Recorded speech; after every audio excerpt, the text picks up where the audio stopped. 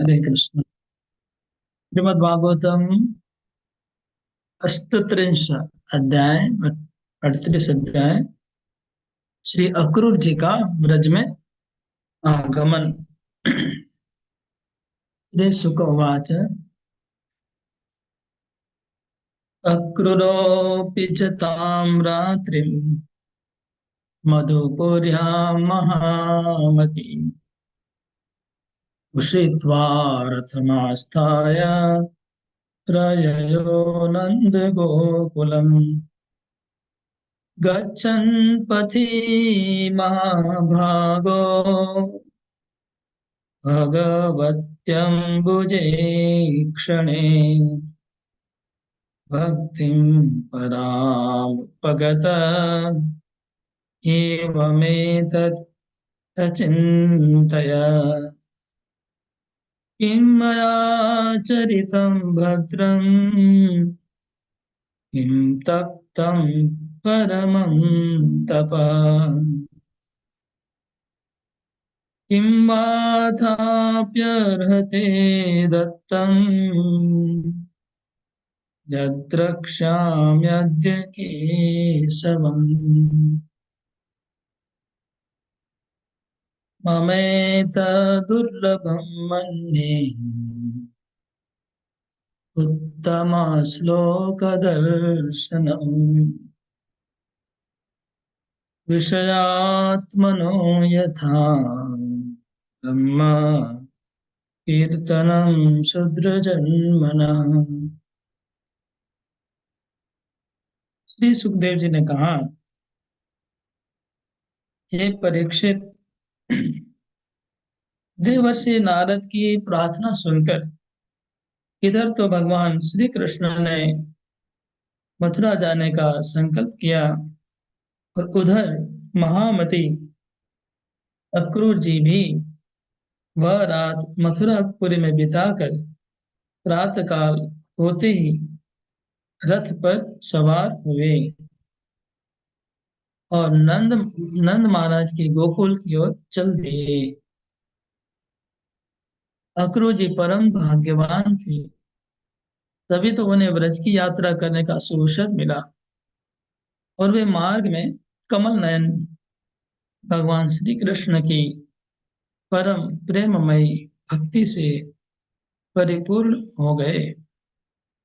इस प्रकार सोचने लगे, अक्रूर जी सोचने लगे, मैंने ऐसा कौन सा शुभ कर्म किया है, ऐसी कौन सी श्रेष्ठ तपस्या की है, अथवा किस सत्पात्र को मैंने कोई महत्वपूर्ण दान दिया है, जिसके फल स्वरूप आज मुझे भगवान श्री कृष्ण का दर्शन होगा।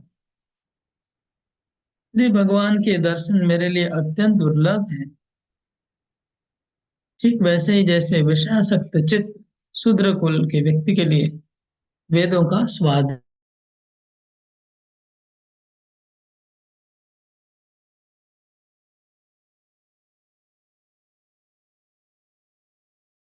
ये नया अध्याय आरंभ हुआ। यह अध्याय है 38वां। इस अध्याय का नाम है अक्रूर का ब्रज में आगमन। इस अध्याय का समरी सारांश बता रहे हैं श्रीधर स्वामी। अष्टत्रिंशे यथाध्याय अक्रूरो गोकुलं गतः तथैव रामकृष्णाभ्यां गृहं नीत्वा सुसत्कृतः। प्रातः केशिवदे वृत्ते द्वादश्यां निर्गते मनो ततो व्योमे हते अक्रूर सायं गोकुलम् आगमत्।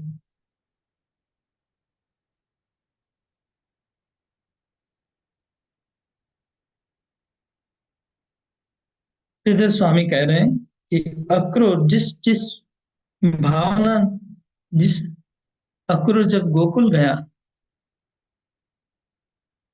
तो उसने अक्रूर ने जो मन में सोचा, जो जो मनोरथ किया, उसी प्रकार से श्री कृष्ण बलराम ने उनका सत्कार किया, उसी प्रकार स्वागत किया जैसा अक्रूर ने सोचा था। द्वादशी तिथि को कृष्ण ने केसी का वध किया। उसी दिन मध्याह्न काल में नारद मुनि आए। उन्होंने भगवान कृष्ण को मथुरा की याद दिलाई। उसी दिन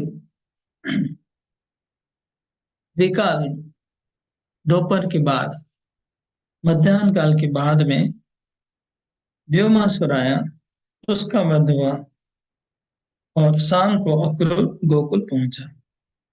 ये है सिद्धेश्वर स्वामी का कहना। इसको चक्रवर्ती ठाकुर और अच्छा स्पष्ट करेंगे।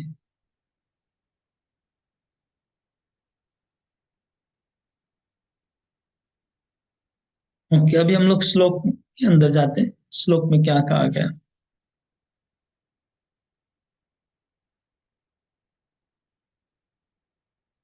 जीव गोस्वामी अक्रूर को नमस्कार कर रहे हैं। अक्रूराय नमस्तस्मै येन कंसोऽपि सेवितः कुतोऽपि व्याजतो द्रष्टुम् सेवितुं च निजेश्वरम्। तो यहाँ पर जीव गोस्वामी कहते हैं कि अक्रूर को नमस्कार है। क्यों नमस्कार है? कि जिसने भगवान का दर्शन करने के लिए कंस जैसे व्यक्ति की आज्ञा को पालन किया, उनकी सेवा की। कंस की सेवा की, कंस जैसे व्यक्ति की सेवा की इसलिए कि कृष्ण का दर्शन होगा, कृष्ण का दर्शन करने के लिए।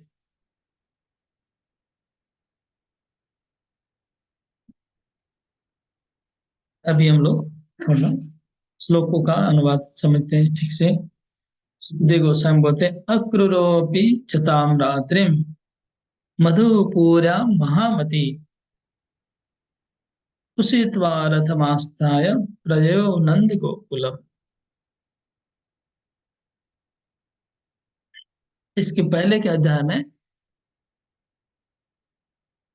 सुखदेव गोस्वामी श्री कृष्ण की वृंदावन की लीला का वर्णन कर रहे थे कि कृष्ण ने व्योमासुर का वध कैसे किया। अब अक्रूर की तरफ ध्यान दे रहे, क्योंकि अक्रूर को कंस ने बुलाया, बुला के कहा कि ये अक्रूर जी, आपको जाना है, आपको जाना है वृंदावन, कृष्ण बलराम को लाना है।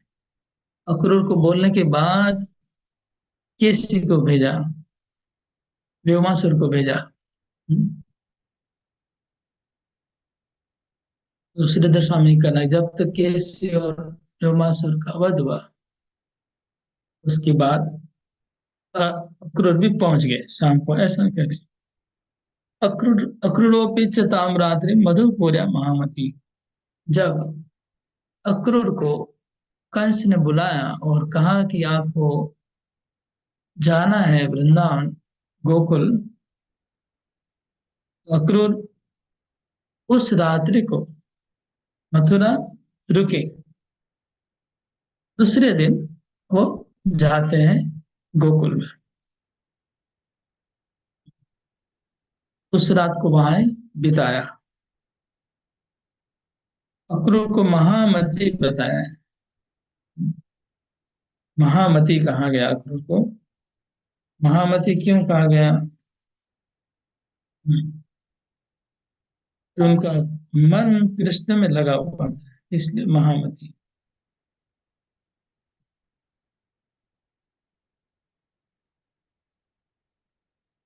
महति भक्ति रूपा मति ऋष्य तादृश है। जिनकी मति में भक्ति है, जिनकी मति के अंदर भक्ति भरी हुई है, उसको महामती कहा गया। वहां पर रात्रि निवास किया अक्रूर और सुबह चल पड़े। कहाँ चले? नंद गोकुल। नंद गोकुल क्यों कहा गया? गोकुल बोलने से भी होगा।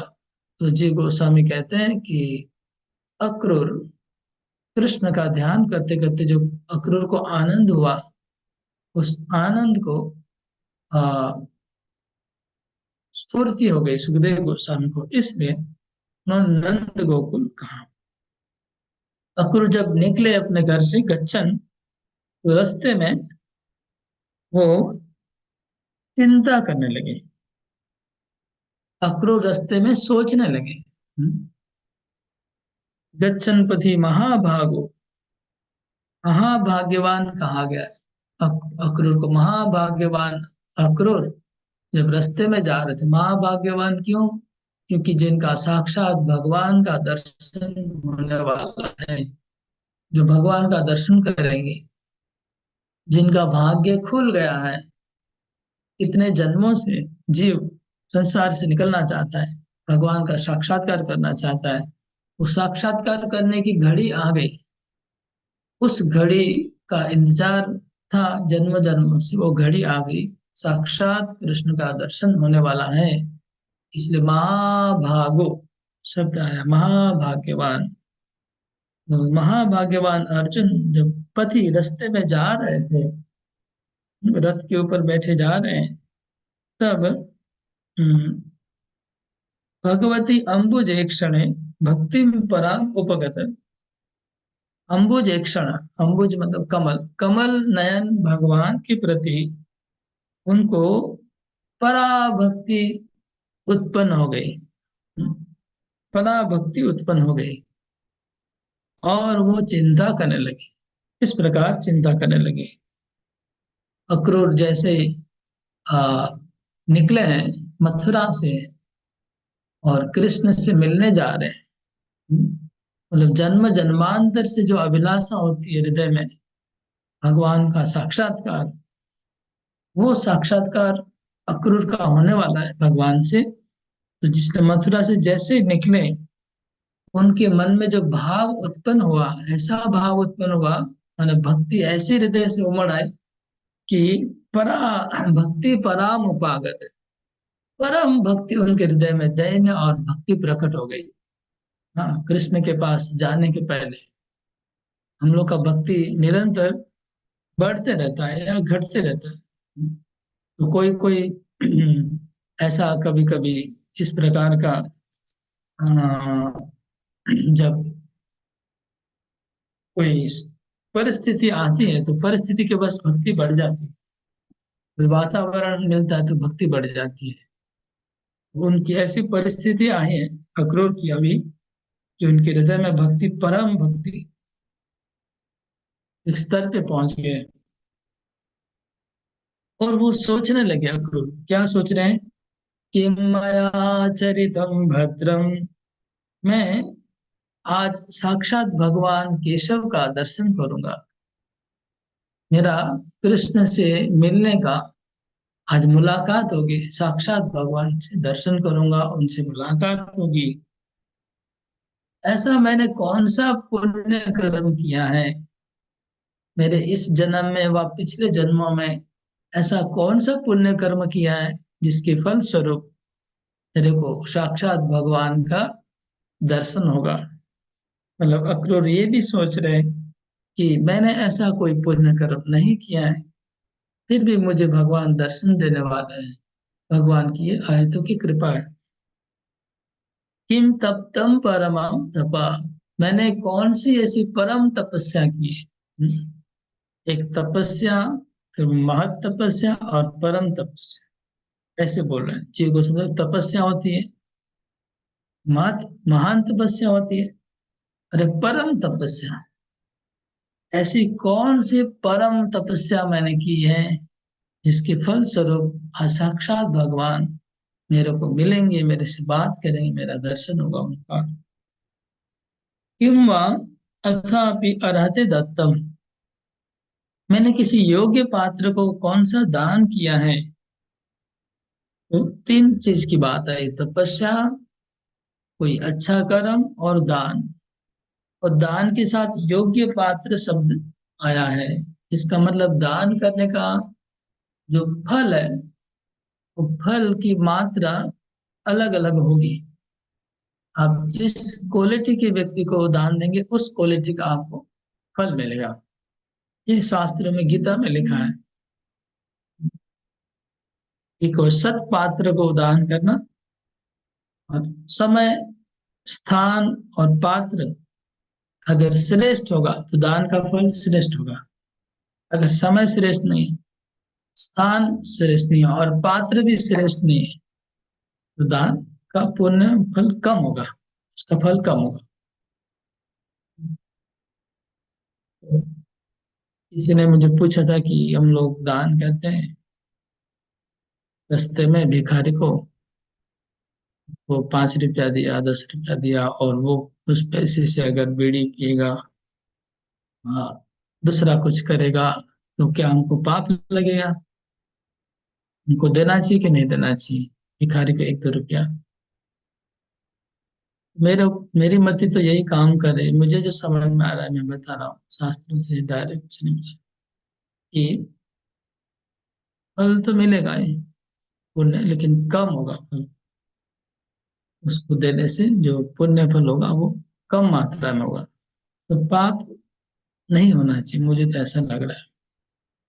ये पता नहीं, क्योंकि हमारी भावना सद है उसको देने की, सद्भावना से दान दिया हुआ है, और वो क्या करेगा हमको नहीं पता है।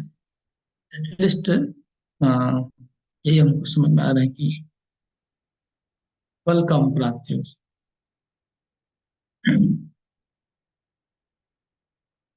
हम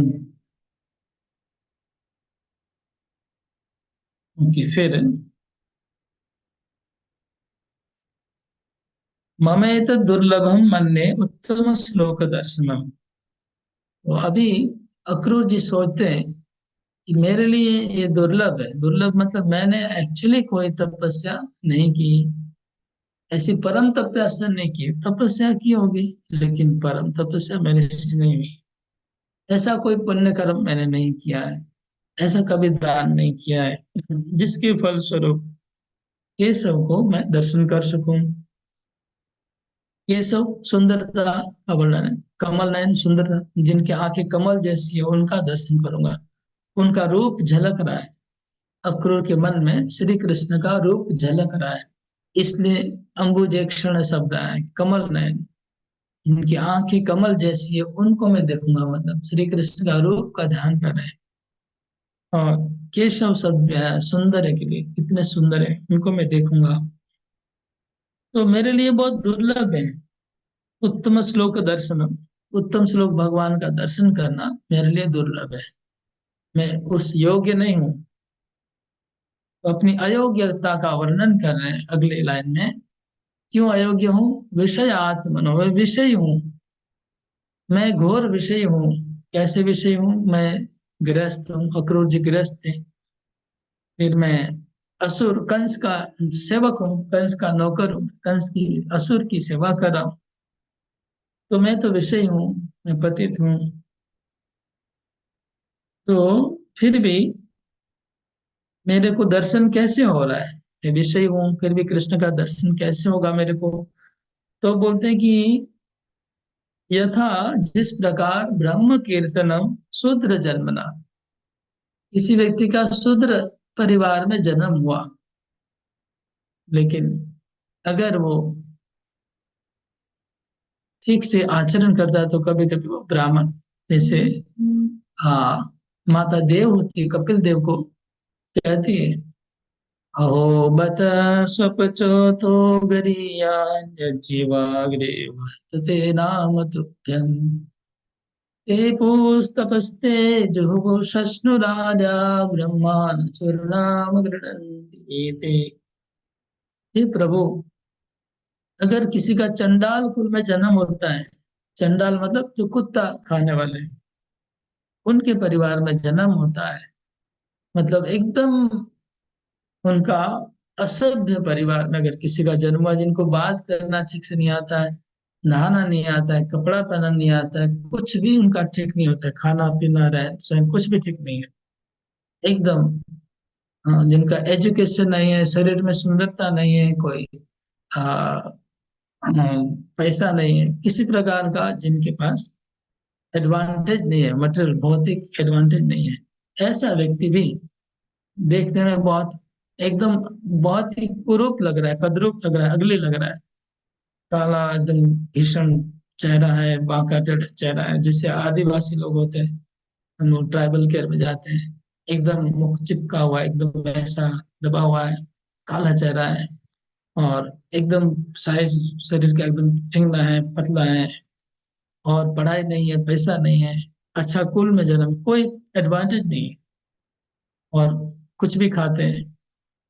ऐसे व्यक्ति भी जब भगवान की शरण में आ जाते हैं, कृष्ण नाम का जप करते हैं, निरंतर कृष्ण का नाम करते हैं, ऐसे लोगों को वेद पढ़ने का अधिकार नहीं है, वेद को छूने का अधिकार नहीं है, वेद का उच्चारण नहीं कर सकते, गायत्री मंत्र का उच्चारण करने का बिल्कुल अधिकार नहीं है, शास्त्र निषेध करता है।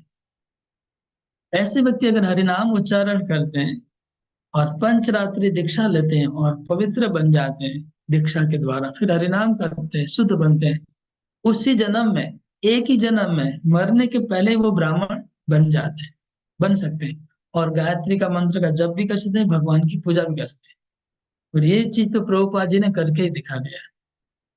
प्रभुपाद जी ने सारे विश्व में, अफ्रीका के लोग भी, तो एकदम सबसे जिनका शारीरिक देखेंगे तो निम्न पर्याय में भौतिक दृष्टि से, ऐसे लोग भी पुजारी और भगवान की सेवा कर रहे हैं, गायत्री की दीक्षा ले हैं। तो लिखा है कि एक ही जन्म में मरे बिना जैसे शूद्र, हाँ, ब्राह्मण के कार्य करने के योग्य हो जाता है, सेम उसी शरीर में, बिना मृत्यु, इसी प्रकार मैं भी विषय हूँ घोर। मेरे को कोई योग्यता नहीं है साक्षात भगवान का दर्शन करने का, फिर भी मेरे को आज दर्शन हो रहा है। मैंने ऐसा कुछ कर्म किया है पिछले जन्म में, वह हुआ है मेरे से, जिसके द्वारा मेरा ये योग्यता हुआ है। तो दान, यहाँ पर बोल रहे हैं कि किसी महाभागवत को दान किया होगा। योग्य पात्र कौन है? तो जीव गोस्वामी बोलते हैं महाभागवत योग्य, सबसे योग्य पात्र। दान देने का क्या है? शूद्र को दान देने से कम फल मिलेगा, वैश्य को दान देने से उससे थोड़ा ज्यादा, क्षत्रिय को उससे ज्यादा, ब्राह्मण को दान देने से उससे ज्यादा फल मिलेगा, वैष्णव को दान देने से उससे भी ज्यादा फल मिलेगा। और जो शुद्ध भक्त हैं, जो प्रचार करते हैं भगवान का नाम, उनको दान देने से और भी ज्यादा फल की प्राप्ति होगी। इस प्रकार शास्त्र में वर्णन है।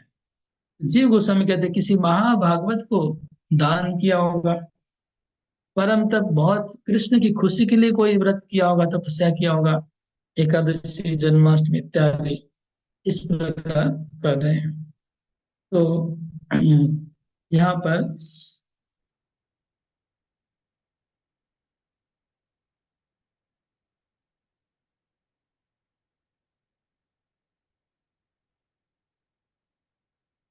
चक्रवर्ती ठाकुर, चक्रवर्ती ठाकुर ये कर रहे हैं, क्या बोलते हैं उसको, बोलते हैं क्रोनोलॉजी, मतलब क्रोनोलॉजी का मतलब समय, समय का क्रम बता रहे, समय का क्रम बता रहे, कब कौन सी लीला हुई। चक्रवर्ती ठाकुर का कहना है कि अक्रूर ने जो जो मनोरथ किया था, श्री कृष्ण ने उन सारे मनोरथों को पूरा किया। ये हम देखेंगे इस अध्याय में कि अक्रूर सोच रहे हैं कि मुझे कृष्ण चाचा बोलेंगे, मुझे चाचा चाचा कह के पुकारेंगे, मेरे पास दौड़ के आएंगे, मेरे को प्रणाम करेंगे। ऐसा अक्रूर के मन में विचार आ रहा था कि चाचा चाचा करके आएंगे, मेरे को प्रणाम करेंगे, मेरे को रूम में ले जाएंगे, मेरा पाँव धुलाएंगे, फिर मेरे को भोजन करवाएंगे, फिर मेरे पाँव दबाएंगे, और फिर मेरे से बात करेंगे रात भर। ऐसा अक्रूर के मन में विचार आ रहा था, भगवान का लीला स्मरण हो रहा था। और जो जो उन्होंने सोचा वैसा ही हुआ। जैसे ही वो पहुंची, कृष्ण चाचा चाचा करके दौड़ के उनके पास आते हैं, और उनके स्वयं भगवान उनका पाँव भी दबाएंगे, हम देखेंगे। तो ये सब लिखा है इसमें, अक्रूर ने जो जो सोचा वैसा हुआ। आगे चक्रवर्ती ठाकुर कहते हैं कि फाल्गुन महीने की कृष्ण पक्ष की एकादशी के दिन, ये देखिए एकदम डेट वेट बता रहे हैं कैलकुलेशन करके। फाल्गुन महीने की कृष्ण पक्ष की एकादशी के दिन कंस ने मंत्रणा की थी अपने मंत्रियों के साथ। मंत्रणा की थी कौन सी? जो वो नारद मुनि ने बोला है कि मेरा शत्रु वहां पर है, अभी कुछ करना चाहिए हम लोग को। मेरे को विश्वास हो गया कि कृष्ण बलराम वसुदेव के पुत्र हैं, हाँ छुपे हुए हैं, तो हमें क्या करना चाहिए। मंत्रणा हुई एकादशी के दिन, फाल्गुन महीना। फाल्गुन महीना मतलब जिस महीने में हमारे गौर पूर्णिमा आती है, वो महीना हो गया। होली मतलब गौर पूर्णिमा वाला महीना फाल्गुन महीना। भगवान महाप्रभु का जिस महीने में जन्म हुआ वो महीना, फाल्गुन महीना। उसकी कृष्ण पक्ष की एकादशी के दिन मंत्रणा की और अक्रूर जी को बुलाया। अक्रूर जी को बुलाया, उसको कहा कि आपको जाना है एकादशी के दिन। द्वादशी के दिन सुबह अक्रूर को बोल दिया, एकादशी की दिन बोल दिया। द्वादशी के दिन सुबह में केसी को भेजा, कंस ने द्वादशी की सुबह केसी को भेजा कि तुम जाओ खत्म कर दो। ये था द्वादशी के दिन। और द्वादशी के दिन ही हम्म, नारद मुनि ने भी द्वादशी दिन स्तुति की कृष्ण की, केसी वध के बाद स्तुति की। और उसी द्वादशी के दिन दोपहर को व्योमासुर आया, उसका वध किया। और उसी दिन शाम को ही अक्रूर ब्रज में पहुंचे। एकादशी के दिन अक्रूर को कहा गया था कि तुमको जाना है। तो उस एकादशी की रात्रि को बोल रहे चक्र ठाकुर कि सारा रात अक्रूर सोए नहीं, क्योंकि एकादशी का वो वैष्णव थे अक्रूर, तो वैष्णव लोग सोते नहीं जागरण, हम लोग तो पालन नहीं करें। हम लोग कभी बहुत रेयर कभी नहीं करते, लेकिन आगे क्या हम देख रहे हैं हमारे शास्त्रों में पाया जाता है कि जो भी एकादशी के दिन जागरण का सिस्टम था पहले, तो अक्रूर ने सारा जागरण किया एकादशी वाले दिन। मथुरा में रह के एकादशी पूरा किया। वो एकादशी का व्रत था, इसलिए नहीं गए अक्रूर जी, व्रत पूरा करना है। तो मथुरा में निवास किया और रात भर उन्होंने भागवत कथा की, भगवान का अर्चन किया और भागवत कथा की। दूसरे दिन सुबह सुबह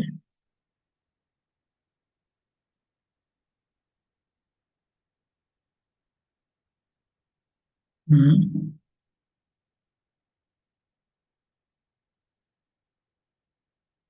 दूसरे दिन सुबह सुबह अक्रूर निकल गए, निकले और फिर शाम को पहुंचते हैं।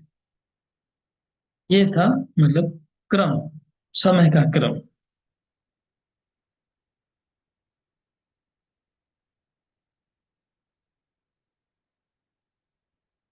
मतलब भोजन किए बिना निकल गए अक्रूर ने।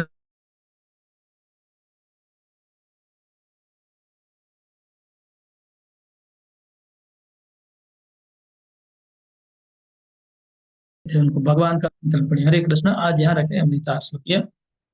हरे कृष्ण कृष्ण कृष्ण हरे हरे, हरे राम राम राम। जय श्री प्रभुपाद। श्रीमद् भागवतम की जय। कोई क्वेश्चन कमेंट अंत में?